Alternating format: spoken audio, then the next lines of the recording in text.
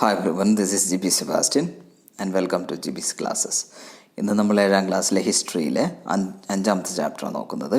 അഞ്ചാമത്തെ ചാപ്റ്ററിൻ്റെ പേര് റൂളേഴ്സ് ആൻഡ് ബിൽഡിങ്സ് എന്നാണ്. റൂളേഴ്സും അവരുണ്ടാക്കിയ ബിൽഡിങ്സും. അപ്പോൾ ഇത് രണ്ടാമത്തെ പാർട്ടാണ്. ഇതിൻ്റെ ഫസ്റ്റ് പാർട്ട് കാണാത്തവർ അത് ആദ്യം കാണുക. അതൊരു ഇൻട്രൊഡക്ഷനാണ് അതിൻ്റെ. ഇതിൽ ഈ പാർട്ടിൽ നമ്മൾ ഡിസ്കസ് ചെയ്യുന്നത് engineering skills and construction. Engineering സ്കിൽസിനെ കുറിച്ചും അതുപോലെ തന്നെ അവരുടെ ബിൽഡിങ്സിൻ്റെ കൺസ്ട്രക്ഷനെ കുറിച്ചൊക്കെയാണ് ഈ പാർട്ടിൽ നമ്മൾ ഡിസ്കസ് ചെയ്യാൻ പോകുന്നത്. Engineering skills and construction. Engineering സ്കിൽസും കൺസ്ട്രക്ഷനും. Monuments provide an insight into the technologies used for construction. Monuments എന്ന് ഉണ്ടാക്കിയിരിക്കുന്നത് it gives an insight into, insight എന്ന് പറഞ്ഞാൽ നമുക്ക് അതിൻ്റെ ഉള്ളിൽ കാണുക, നന്നായിട്ട് കാണുക, അതിനെയാണ് ഇൻസൈറ്റ് എന്ന് പറയുന്നത്. It provides insight into technologies use for construction. ഈ മോണുമെൻറ്റ്സ് എല്ലാം നമ്മൾ കാണുമ്പോൾ നമുക്ക് ആ സമയത്തുണ്ടായിരുന്ന ടെക്നോളജി, കൺസ്ട്രക്ഷന് ഉപയോഗിച്ച ടെക്നോളജിയെക്കുറിച്ച് നമുക്ക് മനസ്സിലാക്കാൻ പറ്റും. അതാണ് ആ സെൻറ്റൻസിൻ്റെ അർത്ഥം. അപ്പോൾ കൺസ്ട്രക്ഷൻ ഉപയോഗിച്ച ടെക്നോളജികൾ നമുക്കതിൽ നിന്ന് മനസ്സിലാക്കാം ഈ മോണുമെൻറ്റ്സ് കാണുമ്പോൾ. Take something like a roof for example. ഒരു റൂഫ്, മേൽക്കൂര എക്സാമ്പിളായി എടുത്തു കഴിഞ്ഞാൽ we can make this by placing wooden beams or a slab of stone across 4 walls. അതായത് 4 ചുമരുകളുടെ മുകളിൽ നമുക്ക് വേണമെങ്കിൽ ഈ റൂഫ് എന്ന് പറയുന്നത് ഒരു സ്റ്റോണിൻ്റെ, കല്ലിൻ്റെ ഒരു സ്ലാബ് വെച്ച് വേണമെങ്കിൽ നമുക്ക് 4 ചുമരുകൾ ഉണ്ടാക്കിയിട്ട് അതിൻ്റെ മുകളിൽ മറയ്ക്കാം. അങ്ങനെ ഒരു റൂഫ് ഉണ്ടാക്കാം, അല്ലെങ്കിൽ മേൽക്കൂര ഉണ്ടാക്കാം.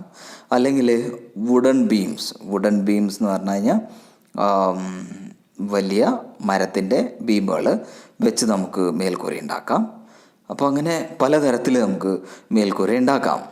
But the task become difficult if we want to make a large room with an elaborate superstructure. അപ്പോൾ അങ്ങനെ ഒരു ചെറിയ 4 ചുമരുകൾക്ക് മുകളിൽ ഇങ്ങനെ ഒരു കല്ല് വെച്ചിട്ടോ അല്ലെങ്കിൽ വുഡൻ ബീംസ് വെച്ചിട്ടൊക്കെ നമുക്ക് പെട്ടെന്ന് മേൽക്കൂര ഉണ്ടാക്കാൻ ഈസിയാണ്. പക്ഷേ ടാസ്ക് എന്ന് പറഞ്ഞാൽ ആ കാര്യം, task becomes difficult when we want to make a large room. അപ്പോൾ നമുക്കൊരു വലിയൊരു റൂമാണ് ഉണ്ടാക്കണമെങ്കിൽ, വലിയ റൂമിൻ്റെ മുകളിൽ മേൽക്കൂരയാണ് ഉണ്ടാക്കേണ്ടത് എങ്കിൽ അതൊരു കഠിനമായ, ഡിഫിക്കൽട്ടായ ഒരു ടാസ്ക് തന്നെയായിരിക്കും.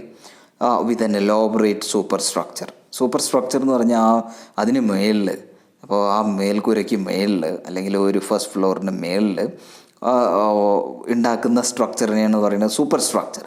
അപ്പോൾ വലിയൊരു റൂമും അതുപോലെ തന്നെ അതിൻ്റെ മുകളിലേക്ക് നിലകളും ഒക്കെ ഉണ്ടാക്കണമെങ്കിൽ അപ്പോൾ ഈ റൂഫ് ഉണ്ടാക്കലെന്ന് പറഞ്ഞാൽ that becomes difficult. This require more sophisticated skills. കുറച്ചുകൂടി നല്ല സോഫിസ്റ്റിക്കേറ്റഡ് ആയിട്ടുള്ള, ഡെവലപ്ഡ് ആയ സ്കിൽസ്, നല്ല സ്കിൽസ് അതിന് അത്യാവശ്യമാണ്. ഇപ്പോൾ സൂപ്പർ സ്ട്രക്ചർ എന്ന് പറഞ്ഞതിൻ്റെ മീനിങ് ഇവിടെ കൊടുത്തിട്ടുണ്ട്. The part of a building above the ground ഫ്ലോറിൻ്റെ താഴത്തെ നിലയുടെ മുകളിലുള്ള സ്ട്രക്ചറിനെയാണ് പറയുന്നത്. ബിൽഡിങ്ങിൻ്റെ ബാക്കിയുള്ള നിലകളെ പറയുന്നു സൂപ്പർ സ്ട്രക്ചർ. അതിന് മുകളിലുള്ള നിലകളാണ് super structure. Between the 7th and 10th centuries, architects started adding more rooms, doors and windows to ബിൽഡിങ്സിൽ എന്തൊക്കെയാണ് അവർ ആഡ് ചെയ്തത്?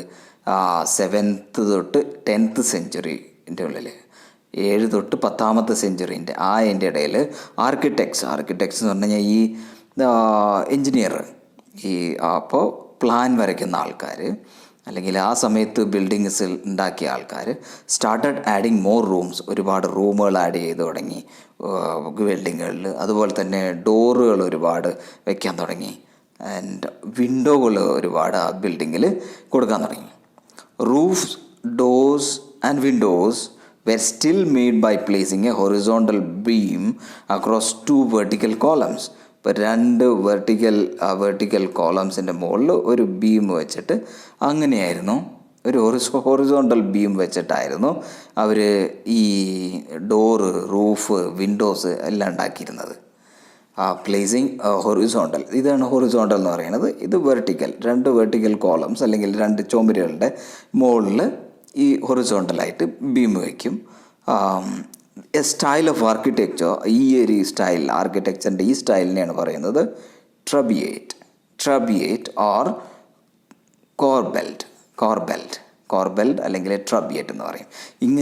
ഇങ്ങനെ 2 കോളത്തിന് 2 ചുമരുകളുടെ മുകളിൽ ഹൊറിസോണ്ടലായിട്ടൊരു ബീം അല്ലെങ്കിൽ റൂഫ് ഉണ്ടാക്കുന്നത്, അല്ലെങ്കിൽ നമ്മുടെ വാതിലിൻ്റെ മുകളിൽ വയ്ക്കുന്നത്, അല്ലെങ്കിൽ ജനലിൻ്റെ മുകളിൽ വയ്ക്കുന്നത്, അങ്ങനെയുള്ള ആർക്കിടെക്ചറിനെ അതിനെയാണ് പറയുന്നത് ട്രബിയേറ്റ് അല്ലെങ്കിൽ കോർബെൽഡ് എന്ന്.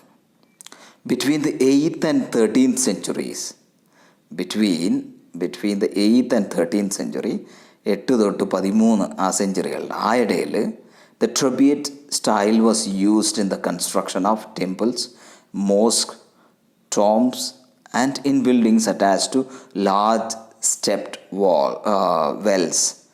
അപ്പോൾ ഈ ഒരു സ്റ്റൈലായിരുന്നു 8 തൊട്ട് 13th ആ സെഞ്ചുറീൻ്റെ ഇടയിൽ ട്രബിയേറ്റ് സ്റ്റൈൽ വാസ് യൂസ്ഡ് എന്തിലൊക്കെ? ഇൻ ദ കൺസ്ട്രക്ഷൻ ഓഫ്, എന്തിൻ്റെയൊക്കെ കൺസ്ട്രക്ഷന്? ടെമ്പിൾസ്, അമ്പലങ്ങൾ, മോസ്കുകൾ, പിന്നെ ടോംസ് എന്ന് പറയുന്നത് ശവകുടീരങ്ങൾ, ശവക്കല്ലറകൾ, and buildings attach to large stepped wells, അതായത് ഒരുപാട് അല്ലെങ്കിൽ വലിയ സ്റ്റെപ്പുള്ള വെൽ എന്ന് പറഞ്ഞാൽ കിണറുകൾ, അങ്ങനെ വലിയ കിണറുകളൊക്കെ ഉണ്ടാക്കുമ്പോൾ അതിനെ പറയുന്നത്, ആ ലാർജ് സ്റ്റെപ്ഡ് വെൽസിനെ പറയുന്നതാണ് ബൗവോലീസ് എന്ന് പറഞ്ഞാൽ വലിയ കിണറുകൾ, വലിയ സ്റ്റെപ്പുകളുള്ള കിണറുകൾ, അതിലൊക്കെ ഇങ്ങനെയുള്ള കൺസ്ട്രക്ഷൻ സ്റ്റൈലായിരുന്നു ഉപയോഗിച്ചിട്ടുള്ളത്. ട്രബിയേറ്റ് സ്റ്റൈലായിരുന്നു ഉപയോഗിച്ചിട്ടുള്ളത്. ഇപ്പോൾ ഇവിടെ കാണാം ഫിഗർ 2.Aയും 2.Bയും. ഇവിടെ ഇതൊരു ട്രബിയേറ്റ് സ്റ്റൈൽ തന്നെയാണ്. ട്രബിയേറ്റ് എന്ന് പറഞ്ഞു കഴിഞ്ഞാൽ രണ്ട് കോളംസ്, 2 കോളം, അതിൽ കറക്റ്റായിട്ട് അങ്ങനെയല്ലെങ്കിൽ പോലും ഇപ്പോൾ ഇവിടെ ഒരു കല്ല് വെച്ചു, ഇവിടെ ഒരു കല്ല് വെച്ചു, പിന്നെ അതിൻ്റെ മുകളിൽ വേറൊരു കല്ല് വെച്ചു, ഇങ്ങനെ കല്ല് വെച്ചാണ് അങ്ങനെ ഉണ്ടാക്കുന്ന സ്റ്റൈലാണ് ട്രബിയേറ്റ് സ്റ്റൈൽ, കോർബെൽഡ് അല്ലെങ്കിൽ ട്രബിയേറ്റ് സ്റ്റൈൽ. അതിൻ്റെ ഇവിടെ നമുക്ക് കാണാൻ പറ്റും. ഇവിടെ കല്ലുകൾ വെച്ച് നീട്ടി വെച്ച് അങ്ങനെ ഒരു ആർച്ച് പോലെ ഉണ്ടാക്കുന്നു. ഇങ്ങനെയുള്ള സ്റ്റൈലിനെ ഇതിന് പറയുന്ന പേരാണ് ട്രബിയേറ്റ്സ് അല്ലെങ്കിൽ കോർബെൽഡ്. ഇതാണ് ഒരു സ്റ്റൈൽ ഓഫ് ആർക്കിടെക്ചർ. നേരിട്ട് ഇതിൻ്റെ മുകളിൽ ഇങ്ങനെ വെക്കുന്നതല്ലെങ്കിൽ പോലും, പക്ഷേ ഇവിടെ ഒരു ആർച്ച് ഉണ്ടാക്കുന്നുണ്ട്. അതെങ്ങനെയാണ്? ഓരോ കല്ലും അതിൻ്റെ മുകളിൽ ഇങ്ങനെ നീട്ടി വെച്ചിട്ട് അങ്ങനെ ഒരു സ്റ്റൈൽ ഇതിൽ നമുക്ക് കാണാൻ പറ്റും. നീട്ടി കൊണ്ടുവന്ന് ലൈനുകൾ നീട്ടി കൊണ്ടുവന്ന് അങ്ങനെയൊരു സ്റ്റൈൽ, ഇതിനെയാണ് ട്രബിയേറ്റ് സ്റ്റൈൽ എന്ന് പറയുന്നത്. Figure 2A, screen in the Quwwat al Islam mosque. Quwwat al Islam മോസ്കിലെ ഈ ജനലുകളും വാതിലുകളുടെ മുകളിലുള്ള ആ ആർച്ചുകളാണ് കാണുന്നത്. ഡൽഹിയിൽ ഇൻ ദ ലേറ്റ് 12th സെഞ്ചുറിയുടെ അവസാന കാലഘട്ടത്തിലായിട്ട് കുവാത്ത് അൽ ഇസ്ലാം മോസ്ക് ഡൽഹിയിലെ അതിൽ ഇങ്ങനെയുള്ള ആർക്കിടെക്ചർ കാണാം.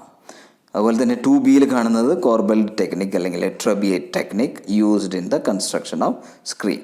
അതായത് ആ ആർച്ച്, കംപ്ലീറ്റ് ആർച്ചല്ല, ശരിക്കുള്ള ആർച്ചല്ല, എന്നാലും അതുപോലെ ഉണ്ടാക്കുന്നു. അത് കോർബെൽഡ് ടെക്നിക്കാണ് അല്ലെങ്കിൽ ട്രബിയേറ്റ് ടെക്നിക്കാണ്. The two technological and stylish developments were noticeable in the 12th century. The weight of the superstructure above the doors and windows was sometimes carried by arches. This architectural forms was called arcuate. അപ്പോൾ ഇപ്പോൾ നമ്മൾ നേരത്തെയുള്ള ഇത് കണ്ടു നമ്മൾ. എന്തൊക്കെയാണ്? ട്രബിയേറ്റും ആർക്വേറ്റും. The two technological stylish developments were noticeable from the 12th century. 12th century തൊട്ട് വേറൊരു ആർക്കിടെക്ചറൽ സ്റ്റൈൽ ഡെവലപ്പ് ചെയ്തത് നമ്മൾ കാണുന്നുണ്ട്. The weight of the superstructure above the doors and windows was sometimes carried by arches. അപ്പോൾ അതിൻ്റെ മുകളിലുള്ള വെയിറ്റിനെ നമുക്ക് താങ്ങി നിർത്താനായിട്ട് അല്ലെങ്കിൽ ഒരു ജനലോ വാതിലോ അതിൻ്റെ മുകളിലുള്ള ഈ അതിൻ്റെ മുകളിൽ വരുന്ന ഈ ചുമരിൻ്റെ വെയിറ്റിനെ താങ്ങാനായിട്ട് പിന്നെ ഡെവലപ്പ് ചെയ്ത ഒരു ഇതാണ് ഈ ആർച്ച്, റാ പോലുള്ള ഒരു construction. The weight of the superstructure above the doors and windows was sometimes carried by arches. This architectural form is called arcuate. ഇപ്പോൾ ഈ സ്റ്റൈലിനാണ് പറയുന്നത് ആർക്വേറ്റ്. നമ്മളിതിനു മുമ്പ് കണ്ടത് എങ്ങനെയായിരുന്നു, ഓരോരോ കട്ട നീട്ടി വെച്ച്. പക്ഷേ ഇത് അങ്ങനെയല്ല, അങ്ങനെ ഉണ്ടാക്കിയതല്ല. പക്ഷേ ഇതൊരു ആർച്ചാണ്. നമ്മൾ എങ്ങനെ ഉണ്ടാക്കുന്നത് നമുക്ക് നോക്കാം. അത് ഓരോരോ കട്ടകൾ, ഓരോരോ ബ്രിക്കുകൾ ഇങ്ങനെ വെച്ചിട്ട് ഉണ്ടാക്കുന്നതാണ് ഈ രണ്ടാമത്തെ ഫോം, ആർക്വേറ്റ് ഫോം. ഓക്കെ, ആർച്ച് കൊണ്ട് ഉണ്ടാക്കുന്നു. ഇപ്പോൾ ഇതാണ് കാണുന്നത്. ഇപ്പോൾ ഇവിടെ നോക്കിക്കഴിഞ്ഞാൽ ഇതൊരു ബ്രിക്ക്, പിന്നെ ഇതൊരു ബ്രിക്ക്, അങ്ങനെ രണ്ട് സൈഡിൽ നിന്നും വെച്ച് വരും. ഇങ്ങനെ ഒരു ആർച്ച് പോലെ അറേഞ്ച് ചെയ്യും. ഇങ്ങനെ അറേഞ്ച് ചെയ്തു. പിന്നെ അവസാനം ഇവിടെ ഒരു എന്ത് വരും, ഇവിടെ ഒരു സ്റ്റോൺ ഉണ്ട് സെൻറ്ററിൽ, ഒരു ഓൾമോസ്റ്റ് ട്രയാങ്കുലർ ഷേപ്ഡ് സ്റ്റോണ്. അതിനെ പറയുന്നത് കീ സ്റ്റോൺ എന്ന്. അപ്പോൾ ആ സ്റ്റോൺ കൂടി വെച്ച് കഴിയുമ്പോൾ ആ സ്റ്റോൺ ആണെങ്കിൽ താഴത്തോട്ട് വരില്ല, ഈ രണ്ടിനെയും നന്നായിട്ട് ഘടിപ്പിച്ച് നിർത്തുകയും ചെയ്യും. അപ്പോൾ ഇതിനെയാണ് പറയുന്നത് ഒരു ട്രൂ ആർച്ച്. മറ്റേത് കണ്ടത് നമ്മൾ ഫസ്റ്റ് കണ്ടത് ഒരു ട്രൂ ആർച്ച് അല്ല, ഇതൊരു ട്രൂ ആർച്ചാണ്, ഒരു ശരിക്കൊരു റാ ആണ്. The true arch, the key stone, ഇത് അവിടെ നമുക്ക് കാണാം, key stone at the center of the arch transferred the weight of the infrastructure to the base of the arch. അപ്പോൾ ഇതിൻ്റെ മുകളിലുള്ള ഈ ചുമരുകളുടെ വെയിറ്റ് കറക്റ്റായിട്ട് ഇതിൻ്റെ ഈ ആർച്ചിൻ്റെ ബേസിലോട്ട് അത് കൊടുക്കും. രണ്ട് സൈഡിലോട്ട് ഈക്വലായിട്ട് ഡിസ്ട്രിബ്യൂട്ട് ചെയ്തിട്ട് ആ വെയിറ്റ് ഈ കോളംസ് അല്ലെങ്കിൽ ഈ ചുമരിലോട്ട് അതിൻ്റെ കറക്റ്റായിട്ട് വെയിറ്റ് പോകും. അപ്പോൾ ഇത് കുറച്ചും കൂടി സ്ട്രോങ് ആണ്. സെൻറ്റർ ഓഫ് ഗ്രാവിറ്റി എന്ത് ചെയ്യും, ഈ രണ്ട് സൈഡിലോട്ടും ഈക്വലായിട്ട് ഈ മുകളിലുള്ള ചുമരിൻ്റെയും കട്ടകളുടെയൊക്കെ വെയിറ്റ് ഈക്വലായിട്ട് ഡിവൈഡ് ചെയ്യും. അപ്പോൾ ഇത് കൊളാപ്സ് ചെയ്യാനുള്ള ചാൻസസ് വളരെ കുറവാണ്. മറ്റേത് എന്ന് പറഞ്ഞാൽ അത് ട്രബിയേറ്റ് അല്ലെങ്കിൽ കോർബൽ സ്റ്റൈൽ, അതിൽ പെട്ടെന്ന് അത് വീഴാനും അതിൻ്റെ ഗ്രാവിറ്റീസ് കറക്റ്റായിട്ട് വെയിറ്റിനെ എന്ത് ചെയ്യുന്നില്ല, ഈക്വലായിട്ട് ഡിവൈഡ് ചെയ്ത് അതിൻ്റെ വാൾസിലോട്ട് കൊടുക്കുന്നില്ല. അതുകൊണ്ട് അത് പെട്ടെന്ന് കേടുവരാനുള്ള, ഡാമേജ് ആവാനുള്ള, കൊളാപ്സ് ചെയ്യാനുള്ള ചാൻസസ് ആ ഫസ്റ്റത്തെ സ്റ്റൈലിൽ ഉണ്ട്. പക്ഷേ ഇതിൽ കൊളാപ്സ് ആവാനുള്ള ചാൻസസ് വളരെ കുറവാണ് ഈ ട്രൂ ആർച്ച് സ്റ്റൈലിൽ അല്ലെങ്കിൽ ആർക്വേറ്റ് സ്റ്റൈലിൽ. അപ്പോൾ ഇങ്ങനെ ആർക്വേറ്റ് സ്റ്റൈലിൽ ഉണ്ടാക്കിയ ഒരു ബിൽഡിംഗ് ആണ് അതിൻ്റെ ഒരു റാ സ്ട്രക്ചറാണ് ഈ കാണുന്നത്. The true arch detail from അലൈ ദർവാജ. ദർവാജ എന്ന് പറഞ്ഞു കഴിഞ്ഞാൽ ഹിന്ദിയിൽ ഡോർ എന്നാണ്. അലൈ ദർവാജ ഏർലി 14th സെഞ്ച്വറിയിലുള്ള ഒരു സ്ട്രക്ചറായിരുന്നു നമ്മൾ കണ്ടത്. കുവാത്ത് അൽ ഇസ്ലാം മോസ്ക്, അതിൽ തന്നെ കുവാത്ത് അൽ ഇസ്ലാം മോസ്കിലെ ഡൽഹിയിലെ ഒരു ദർവാജയാണ്, ഒരു ഡോറാണ് നമ്മൾ ഈ കണ്ടത്. ട്രൂ ആർച്ചിലുണ്ടാക്കിയ ഒരു ഡോർ. പിന്നെ limestone cement was increasingly used in the construction. എന്ത് സിമെൻ്റാണ് ഉപയോഗിച്ചത്? ലൈംസ്റ്റോണിൻ്റെ cement. Limestone cement was increasingly used in the കൺസ്ട്രക്ഷനിൽ ഒരുപാട് കൂടുതലായിട്ട് ലൈംസ്റ്റോൺ സിമെൻ്റാണ് ഉപയോഗിച്ചത്. This was very high quality cement.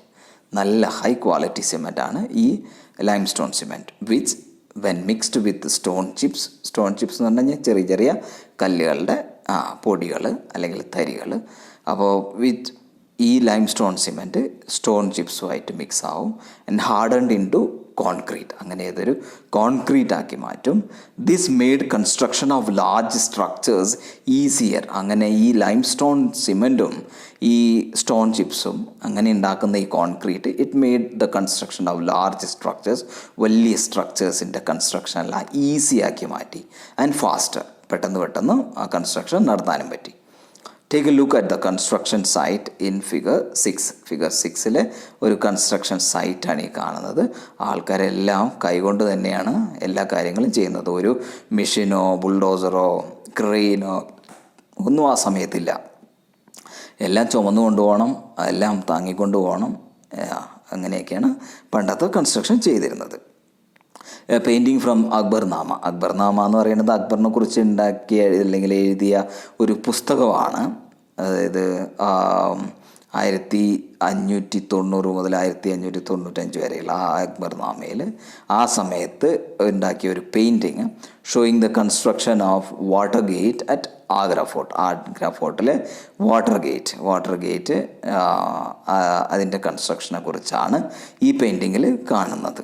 അപ്പോൾ ആഗ്രയിലും ഫോർട്ടുണ്ട്. അപ്പോൾ നമ്മുടെ ഡൽഹിയിൽ റെഡ് ഫോർട്ട് ഉള്ള പോലെ തന്നെ ആഗ്രയിലും ഒരു ഫോർട്ടുണ്ട്. ഓക്കെ, ഇത് ഇനി അടുത്തത് നമ്മളൊരു 2 അമ്പലങ്ങളുടെ കൺസ്ട്രക്ഷൻ, ആ സമയത്തുണ്ടായിരുന്ന 2 അമ്പലങ്ങൾ, വേറെ അമ്പലങ്ങളുടെ കൺസ്ട്രക്ഷനെ കുറിച്ചാണ് നമ്മളിനി നോക്കുന്നത്. അത് മുമ്പ് കണ്ടത് ഒരു അമ്പലം, ഇത് രണ്ടാമത്തെ വേറൊരു അമ്പലം. അപ്പോൾ ഏതൊക്കെയാണ് ഈ ടെമ്പിൾ എന്ന് നമുക്ക് നോക്കാം. Temple construction in early 11th century. 11th centuryൻ്റെ തുടക്കത്തിൽ ടെമ്പിൾ കൺസ്ട്രക്ഷൻ, അമ്പലങ്ങളുടെ കൺസ്ട്രക്ഷൻ എങ്ങനെയായിരുന്നു എന്നാണ് നമ്മൾ നോക്കാൻ പോകുന്നത്. The Kandariya Mahadeva temple. Kandariya Mahadeva temple അതായത് നമ്മൾ ആദ്യം കണ്ട ടെമ്പിൾ, ഡെഡിക്കേറ്റഡ് ടു ശിവൻ്റെ ടെമ്പിളാണ്. Was constructed in 999. 999 ഉണ്ടാക്കിയ ശിവൻ്റെ temple Kandariya Mahadeva temple by king Dangadeva എന്ന് പറഞ്ഞ രാജാവ് ഉണ്ടാക്കിയതാണ്. Of Chandela dynasty. ചന്ദേല ഡൈനാസ്റ്റിയിലെ ദംഗദേവ എന്ന രാജാവ് ഉണ്ടാക്കിയ കണ്ടാരിയ മഹാദേവ ടെമ്പിളാണ്, ലോർഡ് ശിവൻ്റെ ടെമ്പിളാണ്. 11th centuryൻ്റെ സ്റ്റാർട്ടിങ്ങിൽ ഉണ്ടാക്കിയ ടെമ്പിളാണിത്. Figure 3B is a plan of the temple. അടുത്ത് നമ്മളൊരു കാണുന്നുണ്ട്, ഇതാണ് 3B. ഇത് ഒരു ടെമ്പിളിൻ്റെ പ്ലാനാണ്, ടെമ്പിൾ ഉണ്ടാക്കുന്നതിൻ്റെ പ്ലാൻ. ഇപ്പോൾ ഓർണമെൻ്റൽ ഗേറ്റ് വേ എന്ന് പറഞ്ഞാൽ ഡെക്കറേറ്റീവായിട്ട് നല്ല സുന്ദരമായ ഒരു ഗേറ്റ് വേ ഉണ്ട്. Gateway led to an entrance. അത് കഴിഞ്ഞിട്ടാണ് ഒരു എൻട്രൻസിലോട്ട് ഗേറ്റ് വേ, അത് കഴിഞ്ഞ് കടന്നു വരുന്നത് ഒരു എൻട്രൻസിലോട്ടാണ്. And the main hall mahamandapa. പിന്നെ വരുന്നതാണ് ഒരു മെയിൻ ഹാൾ. ആ മെയിൻ ഹാളിനെ പറയുന്നു മഹാമണ്ഡപ എന്നാണ് പറയുന്നത്. മഹാമണ്ഡപം അല്ലെങ്കിൽ മഹാമണ്ഡപ, മെയിൻ ഹാൾ. പിന്നെ where the dances were performed. അവിടെയാണ് ഈ ഡാൻസുകളൊക്കെ നടന്നുകൊണ്ടിരുന്നത് അമ്പലങ്ങളുടെ ഫ്രണ്ടിൽ, ആ മെയിൻ ഹാളിൽ, മഹാമണ്ഡപത്തിൽ. The image of the chief deity എന്ന് പറഞ്ഞാൽ ദൈവം, ആ പ്രതിഷ്ഠ, അതിനെയാണ് ഡെയ്റ്റി എന്ന് പറയുന്നത്. The image of the chief deity, മുഖ്യ പ്രതിഷ്ഠ, chief deity was kept in the main shrine. അപ്പോൾ ഇതാണ് മെയിൻ ഷ്രൈൻ എന്ന് പറയുന്നത് മെയിൻ ആയിട്ടുള്ള ആ അമ്പലത്തിൻ്റെ ഭാഗം. അപ്പോൾ പൂജയൊക്കെ ചെയ്യുന്ന ആ ഭാഗം, അതിന് പറയുന്നത് ഗർഭഗൃഹ എന്നാണ്. ആ മെയിൻ ഷ്രൈനിന്, ആ മെയിൻ സ്ഥലത്തിന് പൂജയൊക്കെ നടത്തുന്ന ദൈവത്തിൻ്റെ ഫോട്ടോയുള്ള അല്ലെങ്കിൽ പ്രതിമയുള്ള ദൈവത്തെ പ്രതിഷ്ഠിച്ചിരിക്കുന്ന ആ സ്ഥലത്തെ പറയുന്ന ഗർഭഗൃഹ. അപ്പോൾ this was the place for ritual worship. അപ്പോൾ ഈ ഗർഭഗൃഹ അല്ലെങ്കിൽ ഈ സ്ഥലത്താണ് മെയിൻ ഡേറ്റീനെ വെച്ചിട്ടുള്ള, ദൈവത്തെ വെച്ചിട്ടുള്ള ആ സ്ഥലത്താണ് എന്താണ് നടക്കുന്നത്? പൂജകൾ, റിച്വൽ വർഷിപ്പ് എല്ലാം നടത്തുന്നത്. Ritual worship where only the king, his immediate family and priest gathered. അവിടെയാണ് രാജാവ്, പിന്നെ രാജാവിൻ്റെ അടുത്തുള്ള അടുത്ത ബന്ധുക്കളും അതുപോലെ തന്നെ പ്രീസ്റ്റ്, പൂജാരികളൊക്കെ അവിടെയാണ് വരാറ്. അവിടെ വന്നിട്ടാണ് ഈ ദൈവത്തെ ആരാധിക്കാറ്. അവിടെ ഒരുമിച്ച് കൂടിയാണ് ഈ ദൈവത്തെ ആരാധിക്കുന്നത്. ഗ്യാതർ എന്ന് പറഞ്ഞാൽ കൂടുക, ഒരുമിച്ച് കൂടുന്ന സ്ഥലമാണ് ഈ മെയിൻ സ്ഥലം. The Khajuraho complex contained royal temples where commoners were not allowed entry. ഇപ്പോൾ ഖജുറാഹോ കോംപ്ലക്സിൽ കോമണേഴ്സ് എന്ന് പറഞ്ഞു കഴിഞ്ഞാൽ ഈ സാധാരണക്കാർക്ക് എൻട്രി ഇല്ലായിരുന്നു, അവർക്ക് പ്രവേശനമില്ല. The temples were decorated with elaborately carved sculptures. ടെമ്പിളിനെ ഡെക്കറേറ്റ് ചെയ്യാനായിട്ട് നല്ല സ്കൾപ്ചേഴ്സ് എന്ന് പറഞ്ഞാൽ പ്രതിമകൾ ഒക്കെ ഉണ്ടാക്കിയിട്ട് ദൈവത്തിൻ്റെയൊക്കെ പ്രതിമകൾ ഉണ്ടാക്കി എല്ലാ ഭാഗത്തും അങ്ങനെ വെച്ച് ഡെക്കറേറ്റ് ചെയ്യുന്നത് ഇങ്ങനെയുള്ള പ്രതിമകളെ കൊണ്ടാണ്. Temples were decorated with elaborately carved, അല്ലെങ്കിൽ നന്നായിട്ട് ഉണ്ടാക്കിയെടുത്ത സ്കൾപ്ചേഴ്സ് വെച്ചാണ് ടെമ്പിളിനെ മൂടി പിടിപ്പിക്കുന്നത്. അപ്പോൾ ഒരെണ്ണം ഇത് പാത്വേ, അത് കഴിഞ്ഞിട്ടൊരു എൻട്രൻസ് ഉണ്ട്, അത് കഴിഞ്ഞിട്ടൊരു മെയിൻ ഹാളുണ്ട് ഡാൻസസ് ഒക്കെ നടത്തുന്നത്, അത് കഴിഞ്ഞിട്ടാണ് ഈ ഡേറ്റിനെ വെച്ചിരിക്കുന്ന സ്ഥലം ഗർഭഗൃഹം. അവിടെയാണ് ഈ ദൈവത്തെ വെച്ചിരിക്കുന്നതും അവിടെ ഈ രാജാവിൻ്റെ അതായത് അടുത്തുള്ള റിലേറ്റീവ്സും അതുപോലെ തന്നെ പ്രീസ്റ്റ് എല്ലാം കൂടി അവിടെയാണ് ഗ്യാദർ ചെയ്യാറ്, അവിടെയാണ് പൂജകളെല്ലാം നടക്കാറ്. അപ്പോൾ അതായിരുന്നു ആ പ്ലാനിനെ കുറിച്ച്. ഫിഗർ 4, അടുത്ത ഫിഗർ നോക്കുന്നത് രാജരാജേശ്വര ടെമ്പിൾ. ഈ ടെമ്പിളിൻ്റെ പേരാണ് രാജരാജേശ്വര ടെമ്പിൾ അറ്റ് തഞ്ചാവൂരിൽ രാജരാജേശ്വര ടെമ്പിളിനെ കുറിച്ചാണ്. രണ്ടാമത് നമ്മൾ കണ്ട ഒരു ടെമ്പിൾ ഉണ്ടല്ലോ, അതാണ് Rajarajeshwara temple. Had the tallest shikara എന്ന് പറയുന്നത് ആ ഗോപുരം. Had the tallest shikara among the temples of its time. ആ സമയത്ത് ഉണ്ടായിരുന്ന ടെമ്പിൾസിലെല്ലാം വെച്ചിട്ട് ഏറ്റവും കൂടുതൽ ഉയരത്തിലുള്ള ആ ഗോപുരം അതിനെയാണ് പറയുന്നത് ഷിക്കാര. അത് ഈ ടെമ്പിളിലായിരുന്നു. Constructing it was not easy. അത് ഉണ്ടാക്കുക എന്ന് പറയുന്നത് വളരെ ഈസി ആയിരുന്നില്ല. ബിക്കോസ് എന്തുകൊണ്ടാണെന്ന് വെച്ചാൽ ദർ വർ നോ ക്രെയിൻസ്. ആ സമയത്ത് ഒരു ക്രെയിനൊന്നും ഉണ്ടായിരുന്നില്ല എടുത്ത് പൊക്കാനും വലിയ കല്ലുകളൊക്കെ പൊക്കാനൊന്നും. There were no cranes in those days. ആ സമയത്ത് ആ കാലത്ത് ആ ദിവസങ്ങളിൽ ഇങ്ങനെയുള്ള ക്രെയിൻസ് ഒന്നും ഉണ്ടായിരുന്നില്ല. And 90 ton stone for the top of the ഷിക്കാരേൻ്റെ മുകളിലുള്ള ഒരു 90 ടണ്ണുള്ള ആ സ്റ്റോണിനെ was too heavy to lift manually എന്ന് പറഞ്ഞാൽ മനുഷ്യന്മാർ അതിനെ പൊക്കുക സാധ്യമായിരുന്നില്ല, വളരെ ഡിഫിക്കൽട്ടായിരുന്നു. So the architects build an inclined path to the top of the temple. ഒരു ഇൻക്ലൈൻഡ് എന്ന് പറഞ്ഞാൽ ഒരു ചെരിഞ്ഞ ഒരു വഴി ഉണ്ടാക്കി. അപ്പോൾ ചെരിഞ്ഞ വഴി കൂടെ അതിനെ മെല്ലെ ഉരുട്ടി കയറ്റും. അപ്പോൾ അങ്ങനെയാണ് ചെയ്തിരുന്നത്. So the architects build an inclined path to the top of the temple. ഒരു ചെരിഞ്ഞ വഴി ഈ അമ്പലത്തിൻ്റെ മുകൾ വരെ ഉണ്ടാക്കി. And placed the boulder on rollers and rolled it. അപ്പോൾ ബൗൾഡർ വെച്ചിട്ട് അല്ലെങ്കിൽ എന്തോ ഒരു സാധനം വെച്ച് അതിനെ ഉരുട്ടിയാണ് അതിനെ കയറ്റി കൊണ്ടുപോയത്. And the way to the top, അങ്ങനെ അതിനെ മുകളിലോട്ട് ഉരുട്ടി കയറ്റും. അപ്പോൾ സ്ലോപ്പ് ആയതുകൊണ്ട് അത്ര സോ ഈ സ്ലോപ്പ് എന്ന് പറയുന്നത് വളരെ ചെറിയ രീതിയിൽ അങ്ങനെ പെട്ടെന്നുള്ള സ്റ്റീപ്പ് സ്ലോപ്പല്ല, വളരെ മെല്ലെ ഒരുപാട് ദൂരത്തു നിന്നും മെല്ലെ സ്ലോപ്പായിട്ട് ഉണ്ടാക്കിയതാണ്. അപ്പോൾ വലിയ ബുദ്ധിമുട്ട് തോന്നാറില്ലായിരുന്നു. The path started more than 4 kilometre away. 4 kilometre അപ്പുറത്തു നിന്നാണ് അത് മെല്ലെ ചെറുതായിട്ട് തുടങ്ങിയാണെങ്കിൽ മെല്ലെ ഈ ടെമ്പിളിൻ്റെ അടുത്ത് വരെ എത്ര കിലോമീറ്റർ ഉണ്ട് തുടക്കം തൊട്ട് ഈ ടെമ്പിൾ ഒരു 4 കിലോമീറ്ററെങ്കിലും ദൂരമുണ്ട് ഈ ഇൻക്ലൈൻഡ് പാത്തിന്.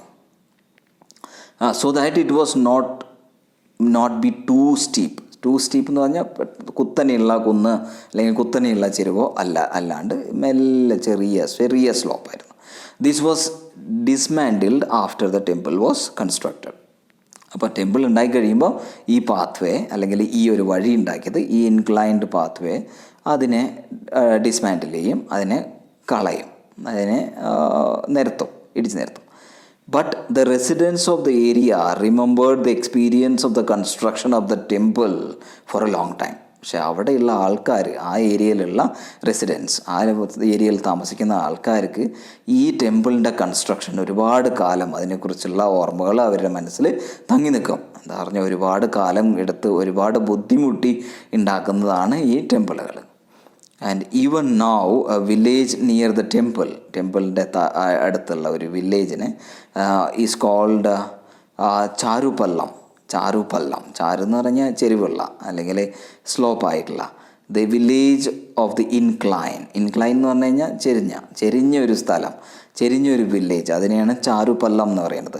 ഈ ഒരു അമ്പലത്തിൻ്റെ ആയിട്ടുള്ള ഇവൻ now a village near the temple, ഈ ടെമ്പിളിൻ്റെ അടുത്തുള്ള ഒരു വില്ലേജിനെ ചാരുപള്ളം എന്നാണ് പറയുന്നത്. അവിടെ ഒരു ചെരിഞ്ഞ ഈ വഴിയുള്ളതുകൊണ്ട് അല്ലെങ്കിൽ ഇൻക്ലിനേഷൻ ഉള്ളതുകൊണ്ട്, സ്ലോപ്പ് ഉള്ളതുകൊണ്ടാണ് അതിനെ ചാരുപള്ളം എന്ന് വിളിക്കുന്നത്.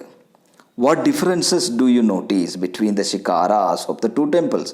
ഈ രണ്ട് ടെമ്പിളിൻ്റെ ഷിക്കാര എന്ന് പറഞ്ഞാൽ ഗോപുരം, മുകളിലുള്ള ആ ഗോപുരം, അതിലെന്ത് വ്യത്യാസമാണ് നിങ്ങൾ കാണുന്നത്? Can you make out the shikara of the Rajarajeshwara temple is twice as high as that of the Kandhariya Mahadeva? ഈ കണ്ഠാരിയ മഹാദേവ എന്ന് പറയുന്നത് നമ്മൾ ആദ്യം കണ്ട ടെമ്പിളായിരുന്നു. ഈ രാജരാജേശ്വര ടെമ്പിൾ അത് രണ്ടാമത് കണ്ട ടെമ്പിളായിരുന്നു. അപ്പോൾ ഇതിന് രണ്ടും കൂടി നോക്കുമ്പോൾ ഈ രണ്ടാമത്തെ രാജരാജേശ്വര ടെമ്പിളിൻ്റെ ഈ ശിഖാര അല്ലെങ്കിൽ ആ ഗോപുരത്തിന് മറ്റേ ടെമ്പിളിൻ്റെ ഗോപുരത്തിനെക്കാട്ടിലും ഇരട്ടിയോളം ഉയരം ഉണ്ടെന്ന്, വലിപ്പമുണ്ടെന്നാണ് ഇതിൽ പറയുന്നത്. അപ്പോൾ അതായിരുന്നു ഈ രണ്ടാമത്തെ പാർട്ട്. നിങ്ങൾക്ക് മനസ്സിലായി കാണും എന്ന് വിചാരിക്കുന്നു. Thanks for watching. Please do subscribe, like and share. Thank you.